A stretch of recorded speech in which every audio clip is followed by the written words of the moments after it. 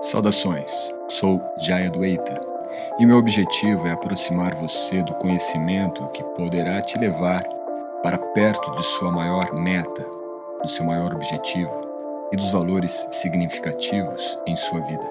Esta nova temporada nós traremos aspectos das tendências do yoga para a nova década, e isto poderá te ajudar, com base filosófica, teórica e prática, a desenvolver o seu mindset para que o yoga seja um instrumento mais adaptável à sua realidade e em sua evolução pessoal.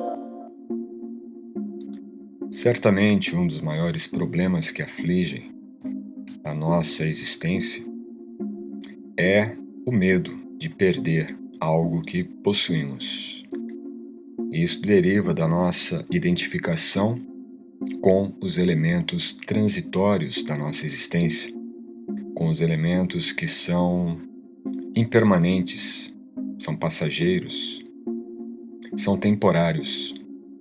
Quando nós nos identificamos com estas condições que são delimitadas por um tempo, delimitadas por uma circunstância temporal, certamente nós sofremos. Isto também é apresentado no Yoga Sutra de Patanjali e está composto dentro do que nós entendemos como teoria dos kleshas. Kleshas são condições de sofrimento.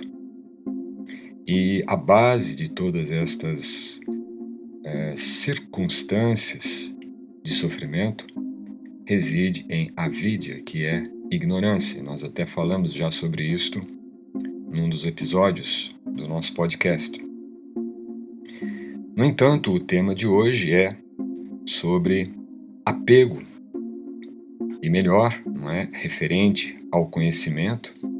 Isto se dirige à ideia de desapego, ter uma consciência desapegada. E quando nós pensamos em desapego,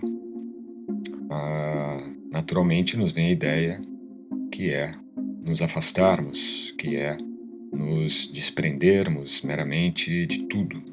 Não é uma forma de escapar de todos os condicionamentos e que faz sentido, porém, temos que entender que nem todos os condicionamentos são factíveis, né? Estão dentro de uma dimensão em que realmente há a possibilidade de desapegar-se. Por exemplo, o corpo. Não é? Nós entendemos que o corpo é uma condição que está em nosso ser, que está em nossa alma, faz parte de nossa alma como um elemento muito pequeno, inclusive, uma dimensão quase que ínfima, não é? De apenas 1/4 de toda a nossa dimensão enquanto seres plenos. Porém, não é algo que faz sentido, não é? O desapego do corpo. Logo, a ideia de desapego deve ser entendida, né, como uma base etimológica de identificação. Quando nós nos identificamos com o que é transitório, com o que é temporário, com o que é passageiro, nós estamos nos identificando com uma ideia, com uma concepção que fazemos sobre algo que, na verdade, só tem sentido, ou só faz realmente uma forma de existência para a nossa concepção. Por exemplo, nós nos apegarmos a algo material. Podemos supor a existência de um veículo. Somos então apegados ao nosso veículo, ao nosso carro, ou à nossa casa, ou ao dinheiro, ou a um status, ou mesmo apegado a uma condição de vida, apegado a uma profissão, apegado a qualquer coisa. No entanto, ao longo da nossa vida, nós passamos por várias situações, passamos por várias identificações. E se nós listarmos pelo menos aí uma variedade de momentos em que nós lembramos de estarmos identificados com situações, pessoas, coisas, objetos, circunstâncias, nós veremos que aquela identificação, ela teve também o seu reverso. Quer dizer, quando nós nos identificamos com algo, nós naturalmente nos tornamos aversos, não é? Aversionados ao outro aspecto daquele mesmo elemento. E aí nós estamos presos, então, num campo de dualidades, e dualidades, a princípio, psicológica, uma dualidade cognitiva, uma dualidade mental. Porque quando nós projetamos uma identificação sobre algo, nós estamos sim colocando naquele algo uma parte do nosso ser que é a parte da dimensão psíquica. Por exemplo, uma pessoa pode estar apegada a uma outra pessoa, e mesmo que ela esteja à distância, do outro lado do planeta, ela continua apegada, ela continua sendo arrastada em seus pensamentos, em suas emoções, para aquela ideia que ela tem da outra pessoa, que existe em sua mente. É claro que esta outra pessoa, esta outra entidade, está existindo no mesmo momento, no mesmo instante, no mesmo planeta, em todas as condições, considerando, claro, que esteja presente, viva, não é? Encarnada. Mas a relação que ela estabelece com essa outra pessoa é uma ideia. Portanto, é uma projeção para uma dimensão de identificação que ela estabelece com aquela pessoa. E podemos aplicar isso em qualquer outra circunstância da vida, para objetos, para coisas, para emoções, sentimentos, para desejos, objetivos. Então nós estamos, na verdade, cercados por um campo imenso de elementos que podem ser nosso alvo de identificação. Agora note que tudo isto é transitório. Ao longo da história humana, quantas, praticamente infindáveis, entidades vivas, pessoas, seres, manifestaram essa identificação, e ela foi, de certa forma, o motor da roda da existência humana ao longo da história. Mas trazendo aqui para a nossa situação e tentando realmente, desse contexto macro, entender no nosso contexto pessoal, no nosso contexto individual, este conceito de identificação ou de apego. Nos termos que nós entendemos o conceito de apego, aqui nesta passagem do Bhagavad Gita, no capítulo 13, verso 8 até o verso 12, está definido com a palavra Shakti. E existe nela uma negação. A palavra descrita no Bhagavad Gita é Asakti. Então, uma negação do apego, ou seja, o conhecimento, ou alguém dotado de conhecimento, ele possui Asakti, ele possui um desapego, ele possui uma capacidade de não se identificar com o que é transitório, de não se identificar com o que é passageiro, com o que é temporário. Porque com o conhecimento, como eu disse antes, que é o antídoto de todo o sofrimento, já que todo sofrimento surge de avidya, que é a ignorância, o conhecimento então é o antídoto. E dotado de conhecimento nós conseguimos então eliminar as raízes ou até mesmo as sementes de todos os sofrimentos, e dentre eles um desses sofrimentos, ali no conceito que estabelece esta teoria dos kleshas, a teoria dos sofrimentos, nós temos o que é conhecido como raga, que é apego. E o seu oposto, dvesha, aversão. Então, a palavra raga, que indica apego, esse apego no nível mais até material mesmo, um apego mais denso, né? Ele é sinônimo de Sakti, esse outro tipo de apego. E nós podemos entender que a ligação entre eles é a identificação que estabelecemos, seja por uma dimensão mais sutil, uma identificação ou um apego mais etéreo, não é? Baseado aí até em termos de emoções, sentimentos, pensamentos, imaginários, como também apegos mais densos, mais palpáveis, mais robustos, não é? Como apego às coisas materiais físicas, presentes no mundo, presentes no nosso campo de ação, no nosso campo de existência. No entanto, em qualquer uma dessas duas situações, a ideia central é a identificação. Então, quando nós temos esta identificação com o que é transitório, naturalmente nós deixamos uma parcela do nosso ser, uma parcela da nossa existência, fluir em algo que é transitório. É como se nós estivéssemos com um tacho ou um balde ou um compartimento qualquer, não é? Um reservatório de água trincado. E à medida que o tempo passa, ele faz com que a água ou o elemento que esteja dentro desse pote, desse recipiente, vá se perdendo. E à medida que se perde, então, nós esvaziamos este recipiente.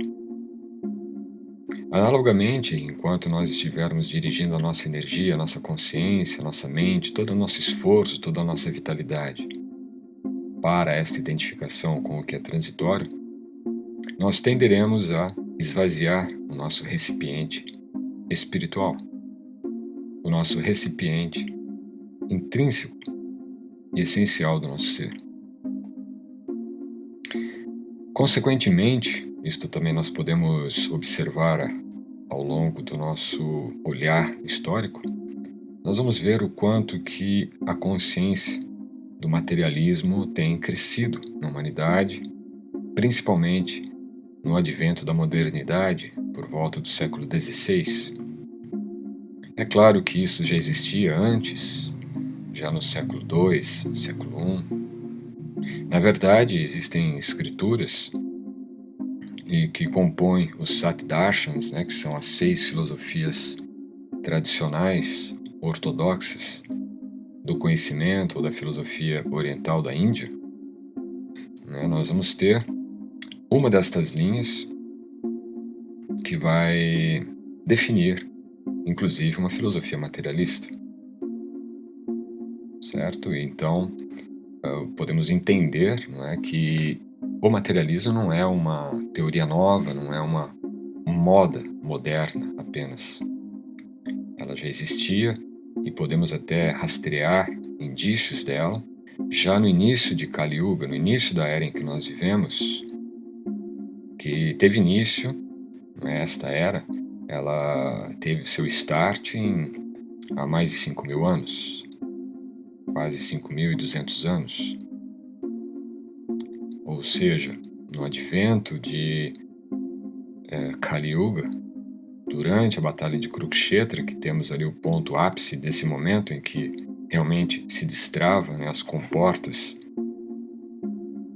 da política materialista ou da dominação materialista imposta pelos Kurus do exército, que era contra a predominância de valores espirituais, de conhecimento metafísico, e que impunham, com a sua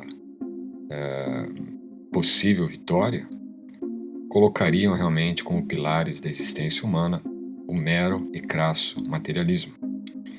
E sabemos, de acordo com o próprio Bhagavad Gita e também no Mahabharata, que a batalha foi vencida pelos Pandavas, ou seja, este materialismo, que também era totalmente envolvido pelo ateísmo, pelo hedonismo, pelo ceticismo, ele foi então destronado.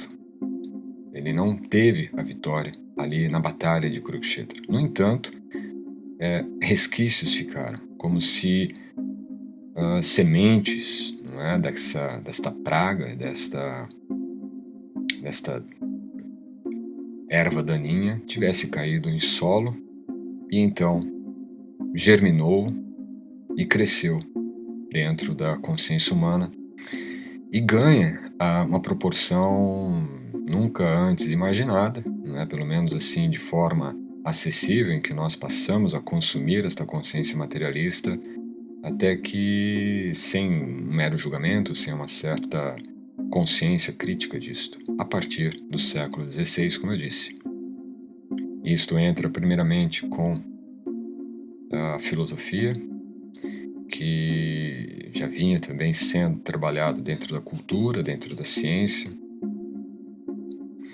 vinha também sendo trabalhado com a transição, não é? Então são vários fatores que ocorrem historicamente nesse período, a transição do teocentrismo para o ah, antropocentrismo.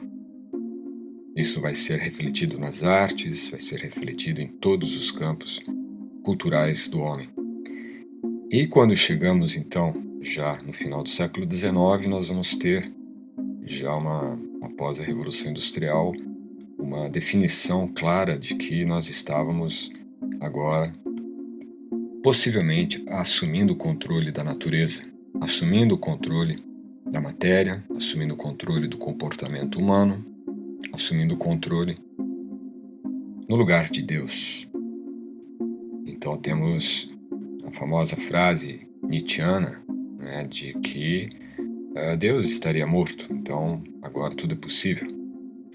E claro que ao longo do século XX nós vemos a grande derrocada desta teoria.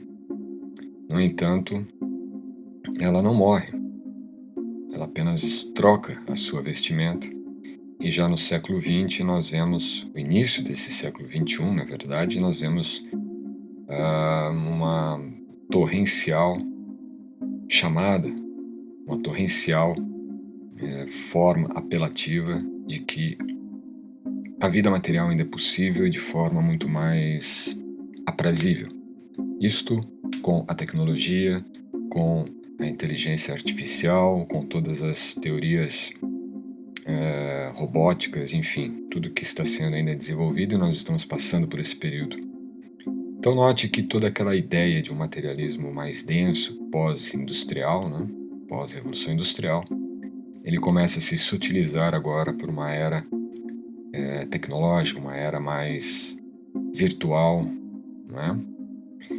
No entanto, o que nós realmente temos nesse decorrer todo histórico é uma transição do nosso campo de identificação de elementos mais densos, de elementos mais complexos e palpáveis para uma dimensão sutil, uma dimensão em que a nossa identificação, ou seja, aquela rachura, né? aquele rachado, aquela brecha que foi abrida no nosso recipiente espiritual, vaza por campos virtuais, campos digitais, campos que podemos dizer estão manifestando um apego sem que possamos ter esta identificação ou esta tomada de consciência. Por exemplo, o quanto que nós podemos ver de apego hoje pelos nossos instrumentos, pelos nossos aparelhos digitais. Basta ver o celular. Ok, nós temos muitos elementos e fatores positivos nisto. Porém, estamos presos por uma isca de identificação. Nós estamos tamanhamente identificados com esses instrumentos, esses aparelhos, que hoje praticamente eles já fazem parte do nosso corpo. É aquela velha ideia de que nós podemos assim desconsiderar os malefícios e olhar apenas para os benefícios. No entanto, se nós olharmos com atenção, nós vamos ver que os benefícios reais que tudo isto nos traz, do ponto de vista, claro, do conhecimento transcendente, do conhecimento metafísico, espiritual, enfim, é muito irrisório. Por outro lado, nós podemos entender que existe o que é considerado de Sakti. Vejamos, se a Sakti é o desapego ou a não identificação com o que é transitório, Sakti é o apego, a identificação com o que é real. Logo, o que está em questão mesmo é, primeiramente, esta capacidade de discriminação entre o que é irreal e o que é real. É basicamente isto que nós estamos buscando entender nesta identificação. Enquanto nós estamos identificados com o que é irreal, nós estamos nos identificando com o que é ilusório, com o que é transitório, temporário, impermanente. O real, ele é eterno, ele é constante, ele é imperecível, ele é contínuo. E é nesse aspecto que nós devemos focar. O apego ao que é eterno é o verdadeiro desapego. Existe uma lógica por trás desta filosofia que nos mostra que, quando nós nos identificamos com o que é real, naturalmente nós criamos de forma natural, de forma serena, sem atrito, sem conflito, o verdadeiro desapego, a verdadeira não identificação com o ilusório. E é desta forma que o yogi trabalha o seu desenvolvimento mental. Ele não luta com aquilo que é ilusório. Ele não cria nenhum tipo de atrito, nenhum tipo de aversão, nenhum tipo de constrangimento, nenhum tipo de agressão contrária. Ele simplesmente entende que aquela dimensão ou naquele campo de atuação onde ocorre a identificação com o que é transitório é inferior ao campo de identificação do real que ele busca se fixar continuamente. Por exemplo, nós podemos considerar que todos nós aqui estamos ainda envolvidos, né? Alguns com uma intensidade maior, outras com uma intensidade menor. Eu busco reduzir cada vez mais esta intensidade de interação social, de interação com ambientes que não contribuem, né, de certa forma, com a predominância desta consciência do que é o eterno, ou pelo menos daquilo que realmente não deixa vazar este conteúdo intrínseco do ser e esvaziar o meu recipiente. Porém, nós temos compromissos, temos determinadas atuações em que não podemos relegar. Então, é muito provável que uma pessoa que tem uma consciência cristalina em relação ao que é eterno e do que é temporário, ela interage com o temporário. Por exemplo, nós estamos interagindo a todo momento com o nosso próprio corpo, que é um elemento temporário. Nós estamos agindo continuamente com pessoas, com as nossas pessoas mais próximas, familiares, amigos, companheiros e companheiras, pessoas que estão compondo a nossa vida, compondo a nossa história. Filhos, pais, tios, primos, enfim. O que é trabalhado nesse contexto, então, não é aversionar-se a tudo que é temporário, mas em entender a precariedade, entender o contexto em que as coisas ocorrem, entender o nível em que nós estamos reciprocando com o que é eterno e com o que é transitório. Porque é muito fácil cairmos num fanatismo, e isto surge quando nós realmente ainda não entendemos o que é eternidade, primeiramente em nosso ser, segundo, no ser de outros, não é? E terceiro, no absoluto. Se nós não compreendermos essas três dimensões da eternidade, é muito provável que nós vamos ficar arredios, vamos ficar hostis às pessoas, hostis às circunstâncias da vida. Em vez de progredirmos no nível espiritual, nós nos tornaremos pessoas arrogantes, pessoas amargas, pessoas tristes, pessoas céticas, que é o outro extremo do materialismo. Então nós podemos identificar uma relação com o materialismo de forma realmente de um materialista clássico, que é de ser apegado a tudo que é material, não é? Mas também podemos desenvolver uma outra forma de materialismo quando nós tentamos negar esse materialismo através das emoções, dos sentimentos, de renegar, não é, as pessoas, de simplesmente considerar agora você como uma pessoa iluminada e as outras como pessoas na mais profunda escuridão da ignorância. O que não passa, na verdade, de um outro lado da mesma moeda, quer dizer, ainda estamos em ignorância. Então, o ponto-chave é realmente entendermos a identificação com o que é real, a identificação com o que é eterno. O que nós podemos propor nesse momento é de tentar, então, através da meditação, observar em você mesmo este observador que observa em si a transitoriedade dos pensamentos, a transitoriedade da respiração, a transitoriedade do corpo, das emoções, dos sentimentos, das percepções. Ele se torna cada vez mais consciente do que é real. E é proporcional à tomada de consciência do que é transitório. Quer dizer, à medida que nós nos tornamos mais conscientes da transitoriedade dos elementos da vida que nos compõem, mais podemos direcionar a nossa identificação com aquilo que transcende este campo transitório. Por isso, então, que no Bhagavad Gita, Krishna conclui, esta descrição de Asakti como um outro elemento que se manifesta a partir do conhecimento. Quer dizer, o yogi que está dotado de conhecimento, então ele desenvolve a capacidade de Asakti, ele desenvolve a capacidade de não se identificar com o que não é identificável.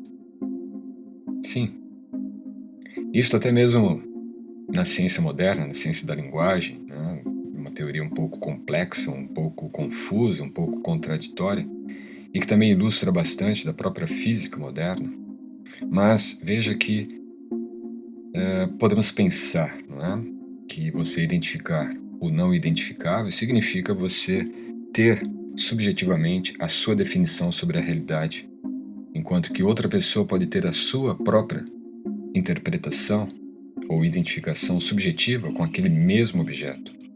Suponhamos um poste ou uma árvore, ou mesmo um cubo, uma forma geométrica bem primitiva.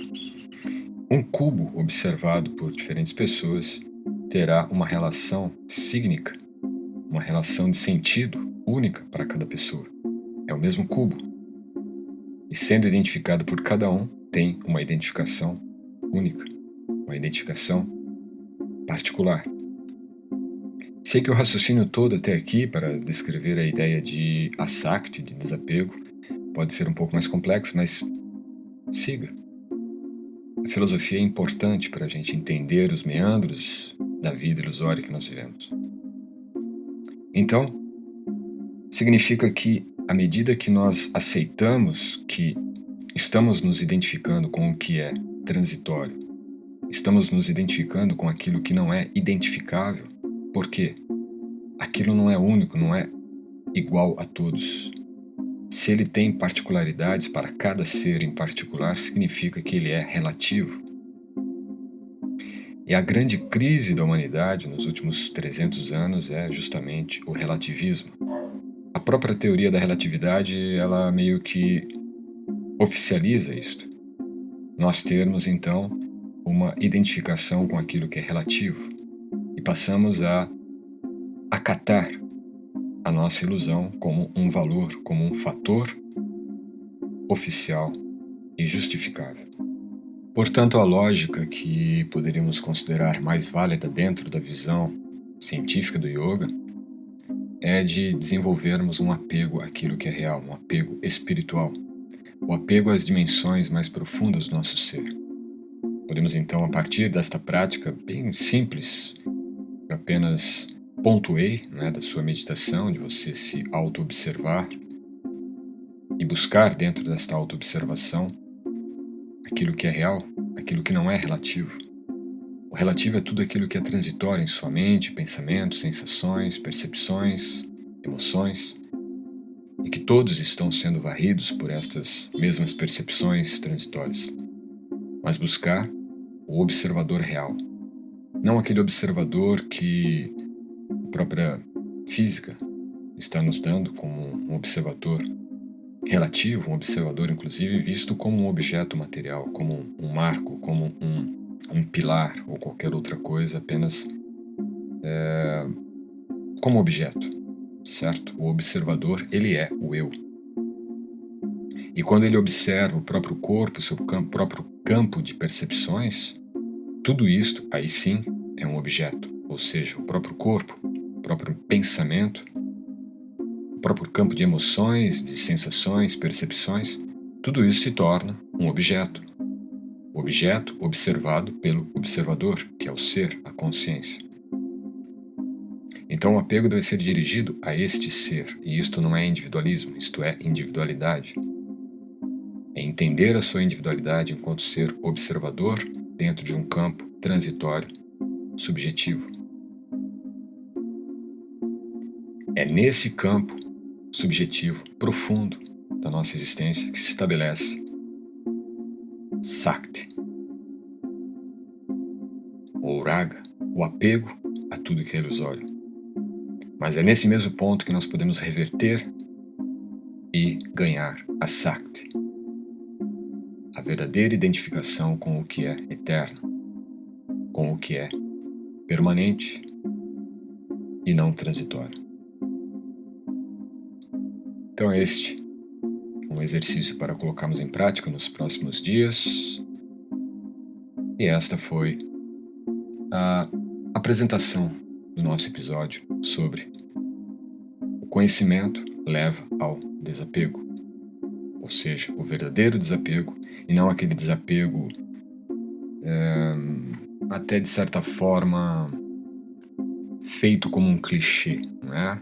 O desapego que nós temos muitas vezes no nosso imaginário é aquela pessoa, aquele ermitão que abandona tudo, que vive mendigando, que vive uma situação totalmente precária porque ele se desapegou. Mas na verdade não, ele está justamente fazendo o processo de paralelismo, vendo o apego como um problema e vendo a aversão como a solução, quando na verdade o apego e a aversão são problemáticos porque são da dimensão ainda de uma consciência material. Então, não cultive, não deixe prevalecer em sua consciência a ideia do desapego como o abandono, como a fuga, que também é outro elemento fácil. Você simplesmente abandona tudo, abandona a família, abandona o trabalho, abandona a sua vida, diríamos, saudável para viver uma vida de desapego, quando na verdade você está apenas assumindo uma postura de fracassado, uma pessoa fraca que não conseguiu realmente superar este cume e ir para o outro lado. Cume este, que aqui então é definido como sendo esta identificação com o que é material.